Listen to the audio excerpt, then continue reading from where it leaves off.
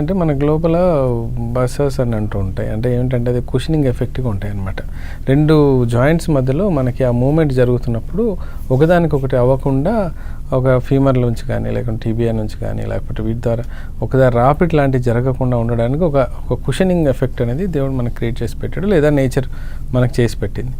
ఇది ఏమవుతుందంటే ఎప్పుడైతే మీరు ఒక లెవెల్‌ని దాటి లేకపోతే ఒక లెవెల్‌ని మించి మీరు ఎక్కువ కష్టపడ్డప్పుడు కానీ, లేకపోతే జంపింగ్లు చేసినప్పుడు, వాకింగ్ హెవీగా చేసినప్పుడు, లేదా సైక్లింగ్ ఎక్కువ చేసినప్పుడు, లేదా ఏదైనా దెబ్బ తాకినప్పుడు దాంట్లో మీకు ఆటోమేటిక్గా వయసుని బట్టి కానీ, లేకపోతే మీరు చేసిన పనులను బట్టి కానీ చేంజెస్ రావడం మొదలవుతుంటుంది. అది మెల్లమెల్లగా అరుగుదల వచ్చేస్తుంది. దాన్ని మనం గుజ్జు అంటుంటాం. ఎందుకంటే కామన్ లాంగ్వేజ్లో పేషెంట్స్కి అర్థం కావాలంటే అది మనం దాని విషయంలో చెప్తుంటాం. ఎప్పుడైతే ఈ గుజ్జు అరుగుదల మొదలైపోతుంటుందో ఆటోమేటిక్గా 2 జాయింట్స్ ఎక్స్పోజ్ అవ్వడం మొదలవుతూ ఉంటాయి. ఆ ఎక్స్పోజ్ అవుతున్నప్పుడు ఏమవుతుందంటే కార్టిలేజ్ అరుగుదల మొదలైపోతుంటుంది.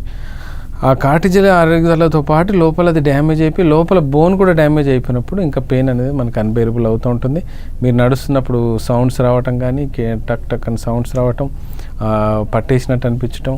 ఇనిషియల్ స్టేజ్లో ఎట్లా ఉంటుందంటే గుజ్జు జరిగిపోయినప్పుడు ఫస్ట్ హాఫ్ అన్ అవర్ మీరు లేచి నడవడానికి చాలా ఇబ్బంది అవుతుంటారు.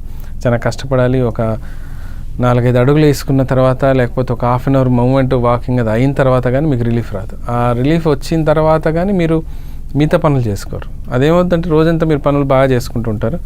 ఆ పనులు బాగా జరిగిపోతూ ఉంటాయి. ఆ తర్వాత ఏమవుతుందంటే ఎప్పుడైతే నైట్ మీరు రెస్ట్ తీసుకుంటారో అప్పుడు మీకు నొప్పులు మళ్ళీ తెలుస్తుంటాయి అన్నమాట.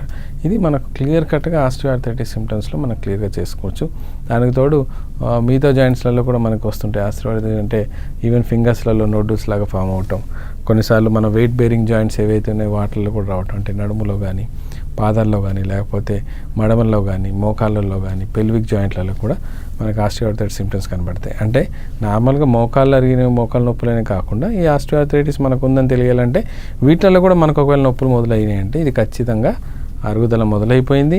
మనం జాగ్రత్త పడాలి. జాగ్రత్త పడక మాత్రం రేపు ఫ్యూచర్లో చాలా ఇబ్బంది ఎదురవ్వచ్చు అనే విషయం మనకు అర్థమైంది.